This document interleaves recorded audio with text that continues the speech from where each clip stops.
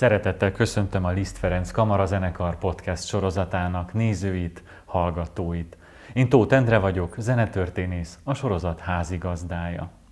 Bár a 60. jubileumi esztendő véget ért, az élet megy tovább, mondhatnám úgy is, hogy gőzerővel, hiszen hazai és külföldi koncertek sora vár az együttesre idén is. A Zeneakadémiai bérlet sorozatban a zenekar márciusi szólistája Leticia Moreno, spanyol hegedűművész, akivel tavaly a Kaposfest közönsége már találkozhatott. Ő lesz most következő vendégem. I warmly greet you. It is a great pleasure for us that you accepted the invitation to this podcast conversation.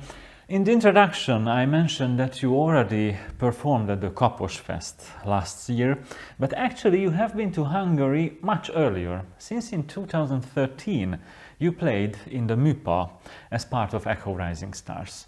We met there, for example, because I was the presenter of the concert. What memories do you have of Hungary? I always have been very attracted to Hungarian culture. I don't know enough of it, besides of the... I feel that there's such a mix of energies of the West and the Eastern world that is very inspiring, and it brings a lot of different emotions because of these differences. And yeah, I have always been to Budapest on a work basis, and I really hope to come and enjoy suck up the culture and get to know the city. I know from friends have been bombarding me, oh, you have to do this, you have to do that, you have to, this is amazing, that's amazing, and I so would wish to come with time and get to know better this country as well. I mean, I enjoyed the Lot Kaposvár as well. That was more distended, but of course we had a lot of music to play, and the time that I came to the MÜPA, it was a memorable concert for me. I remember it was part of a series of many recitals, and I still remember the program: Kreutzer, Violin Sonata, Strauss, Violin Sonata and Tzigán by Maurice Ravel, some of my favorite works. And today we're here to perform another of my closest friends, the Violin Concerto by Felix Mendelson. This is perhaps, I think, the first concerto that I learned and I played with the orchestra, or one of the first.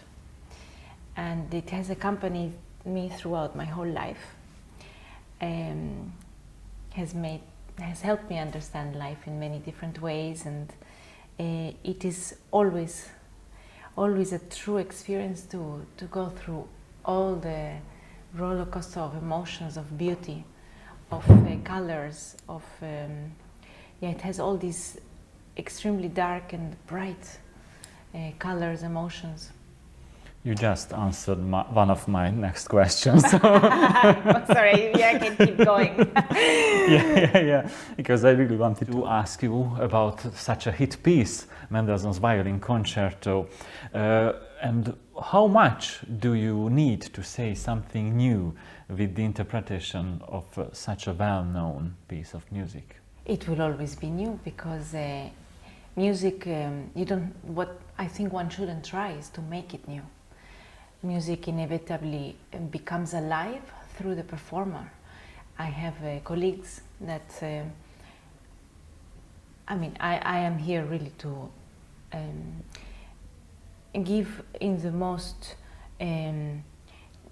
genuine and unaltered way possible what I think, what I feel that Mendelsohn wanted to convey with his work. And that happens with every composer. That was something that my mentor, Mstislav Rostropovich, really worked on with me, that I become a kind of a soldier. I like to see it different. It's a kind of, I like to try to embody the work, that I become the work. So I would be like an actor, or many different actors. But some of my colleagues, when we talk about this procedure, this process of making music, we get into the reflection of if the performer is actually recomposing the work, is creating the work, is the same level of creation as the composer. And this is really something we can always reflect on, because inevitably Mendelson, today, for example, Mendelson we're playing, and this concerto will go through my body, this concerto will go through my soul, this concerto will go through my imagination, and through all the livings, all the happiness, all the sadness, all the different emotions that I need to color the concerto with come from me. So it is inevitably unique every time a musician performs a work. You don't need to make it new. And in every stage of my life, that's why I mentioned at the beginning, it's a real friend that has been with me since the age of 10, 11. I learned this concerto probably, or maybe before. And it has accompanied me. It has been it is part of my life. And every time, I actually haven't performed this work for a year now, and it's one of the concertos that I perform most often in my career. And it already gives me, and it's a conversation between the concerto and the performer as well, and we give each other a different experience without trying for it to be different. I have grown from the last year or from the times that I was 11, and therefore I feel the concerto in different ways. Yeah. As I searched the old documents about that MIPA concert, I found that you already had your Nicola Galliano, yes, made in 1762, which you have been playing ever since. And the violinist has a very intimate relationship with her instrument. Can you tell us about this violin and this relationship? Well, this violin is, I've been performing on it for the majority of my career, and this violin is also the thing, and I believe it's alive, so the being that I have shared most with in my whole life. I have spent endless hours and endless experiences, and I've told endless stories. I've never been so I can't be as honest as with my violin with anything in this world. So it is kind of a continuation of my soul, my body, and I started playing. I remember I was renting it when I was 13 until my 15 years old. So I knew this violin from then. Then I played different other instruments, some Strats and some Gorneris that the Stradivari Society lent me in Chicago. And at some point I decided to return to this violin, and it is quite a lifelong companion. Yeah. And the trust is, I really feel it as part of myself. My sound is very, whenever you give, my violin and my bow. I have a Lamy, a French bow, which I also bought when it was the first thing I ever bought when I was 13. I remember going to the bank with my father and asking for the loan, and I paid it quickly. Yeah, that those two partners, I can't imagine without. Yeah, my life without them. Yeah, really. Wow. I mentioned the Rising Stars series earlier, thanks to which you were able to present yourself in the major concert halls of Europe a good 10 years ago. And you won some international competitions too. How much is all this enough to start and maintain a career? Or how proactive does the musician need to be for this career to move forward? I think it's very different in every case and in every stage of the career. Yeah, I've been over 25 years on the road, and there have been many different moments, many different challenges. The Echo Rising Star tour coincided with the launch of my first album with Deutsche Grammophon, Spanish Landscapes, which also was a very sincere wish to go discover more of my musical roots, my Spanish roots. and it also coincided with starting working with Harrison Parrott. That's my management that I've had since that season.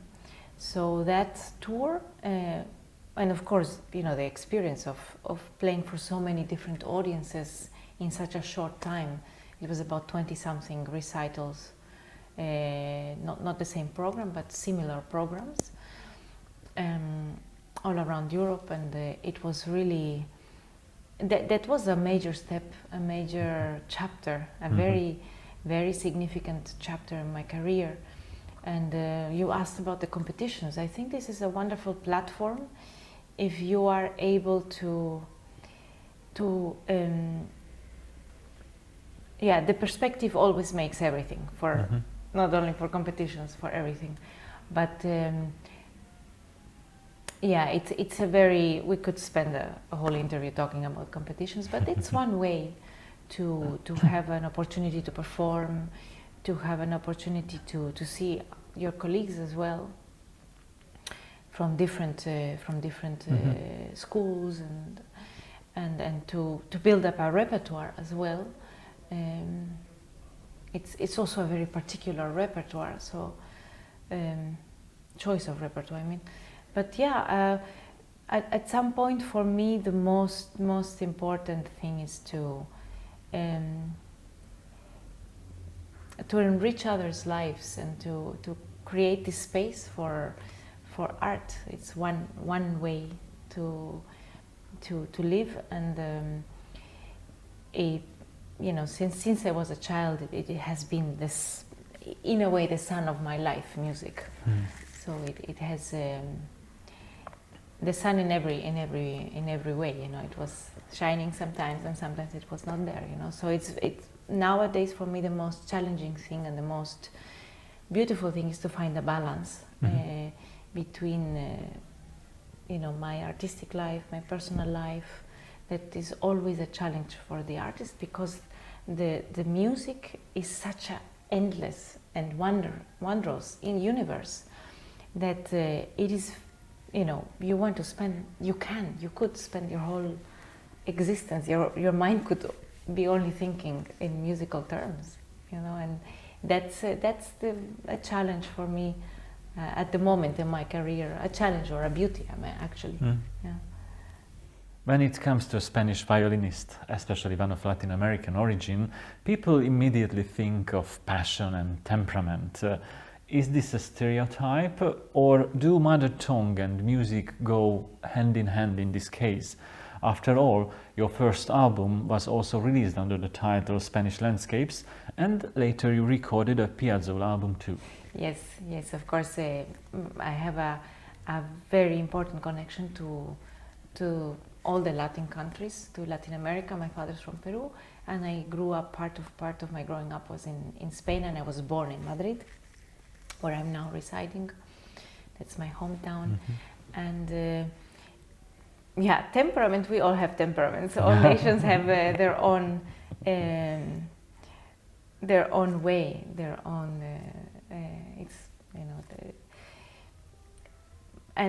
yeah, my music has always, it represents my life, my happiness, my sorrows, it has been such a big part of my life, and is such a big part of my life, and hopefully will be such a big part of my life, that through my music I express everything. And of course that means also my love and my admiration and my wish to get to know my roots more profoundly, my Spanish roots, my South American roots, but I like to play repertoire from Bach until commissions that composers dedicate to me today, and to have this broad span of possibly as many colors as life can bring you is what I enjoy most of my work.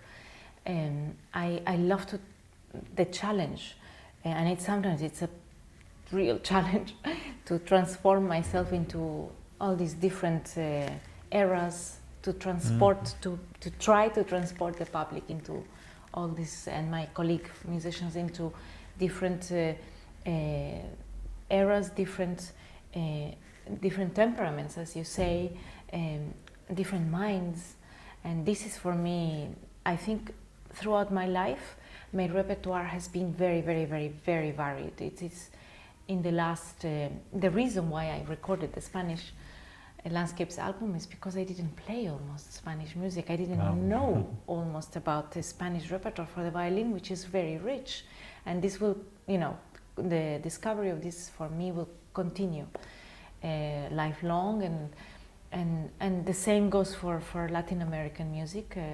One of the major staples of my career right now is the concerto that Jimmy Lopez, the Peruvian composer, dedicated to me, Aurora, inspired in the different types of auroras, and this concerto is also a mix of so many different languages, because yes, he's originally from Peru, Jimmy, but he trained himself in Finland, and the whole inspiration for the concerto comes from the show lighting that nature gifts us with in that country. He considers himself that he comes from 3 different nations, from Peru, from Finland, and from the US, where he resides right now. And I can feel in that concerto all those so different influences, cultural influences, character differences.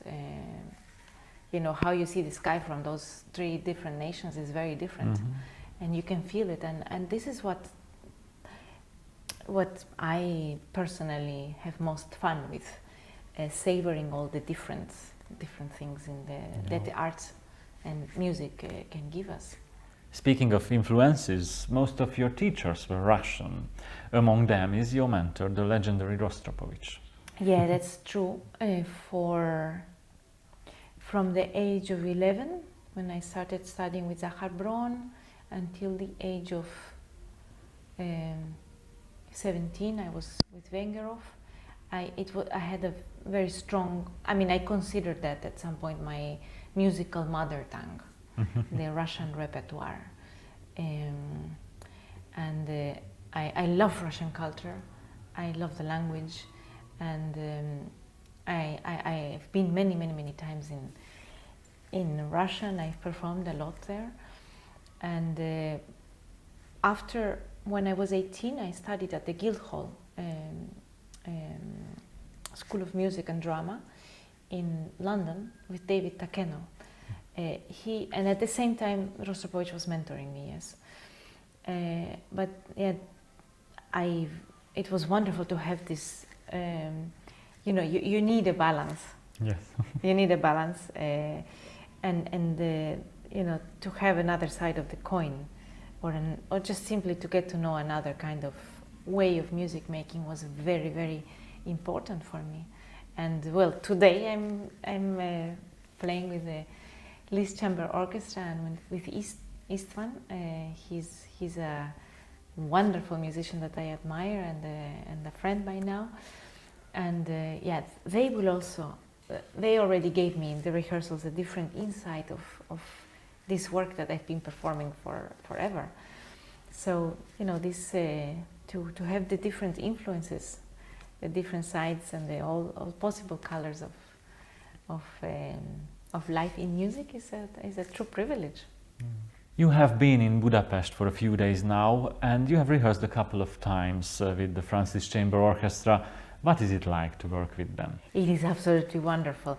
I like very much to have eye contact, or some kind of searching of a physical, like a dancing, like when you dance with somebody, with the musicians. And it's incredible how, everybody has their own character, but when I was approaching the musicians in a chamber music way, or this kind of dance and eye contact, they immediately tune into this energy. It's wonderful. So it's a very intense collaboration and very rewarding. They are a wonderful group of musicians. We had a lot of time, unusual time to rehearse the concerto, and it's been extremely rewarding and exciting. And as I said, I love the closeness, the immediate reaction from very intense reaction of the musicians. I like this very much. You also had an open rehearsal. Yeah. How new was this for you? How did you feel? After all, one would think that a rehearsal is an intimate process. Well, we had the intimate process, and then the rehearsal with the public was also very intimate. They were very close in the rehearsal room, and I think you live a completely different experience when you're almost inside the orchestra, or when you're listening to it from outside. I imagine that, I mean, they do this regularly in that very kind of intimate rehearsal room. But I love to have proximity. Generally, maybe also because of my culture, I enjoy very much having a close contact with the audience members, with the musicians, and this melange that we had there in that wonderful rehearsal room was, you get more energy from when you're close to each other. Yeah. We hope there will be a continuation of this joint concert. Now that you know the orchestra, what work would you like to play with them next? Oh, that's too much of a difficult question. There's so many different works I could. Also depends on the period of. There's so many works I could think of. Of course, one work that I can imagine, but that's one of many. They are principally a string orchestra. Yeah. So let's go to the string repertoire. There's one program that I play very often, which is the 8 seasons, so Vivaldi seasons and the Piazzolla seasons. I play them separately, not in between each other. And obviously that's something that I'd love to experience, but I don't know. Right now I'm learning Berg Concerto, so I'm in that universe. Getting to know that universe, so I mean that's also something I'd love to perform with this orchestra. I'm sure they are great with all repertoire. Yeah, yeah. But it's a real joy to perform one of my closest concertos, which is the Mendelson. It's a real joy to be able to experience it in a different way. Thank you very much for agreeing to have this conversation. Not to mention all this on the morning of the concert. I wish you the best of luck, not only for tonight, but also for your future projects. Thank you. It was wonderful to chat to you once more, and looking forward to the concert. Thanks a lot, and good luck. Thank you. Kedves nézőink, hallgatóink, Leticia Morenót látták, hallották. Ezúttal is egy kiváló muzsikust, izgalmas személyiséget ismerhettünk meg közelebbről. A jövőben sem lesz ez másképp, reméljük velünk tartanak legközelebb is. Hogy biztosan értesüljenek erről az alkalomról, iratkozzanak fel YouTube csatornánkra, kövessék Facebook és Instagram oldalainkat, valamint találkozzunk koncertjeinken.